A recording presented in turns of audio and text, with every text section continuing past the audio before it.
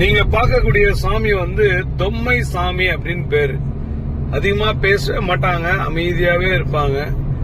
பல விஷயங்கள் தனக்குள்ள இருக்கிறத உணர்வாங்க.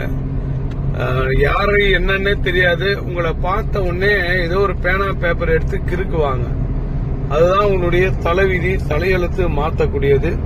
சென்னையில வடபழனி ஏரியாவில் நீங்க இந்த சாமியை பார்க்கலாம். தொம்மை சாமி அப்படின்னே பேரு. அமைதியா ஒரே இடத்துல சாப்பிடாம தண்ணி குடிக்காம அப்படியே உட்கார்ந்துட்டே இருப்பாங்க ரொம்ப நேரம்.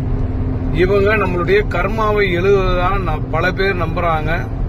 எப்பாவது சந்தர்ப்பம் இருந்தா இவரை பார்த்துட்டு போங்க. பார்த்தாலே பவர். சில பேர் பார்த்தா இந்த தொம்மை சாமியார நீங்க பார்த்துட்டு போனீங்கன்னா உங்களுக்கும் யோகம் அதிர்ஷ்டம் வருவதற்கு வாய்ப்பு உண்டு. ட்ரை பண்ணி பாருங்க.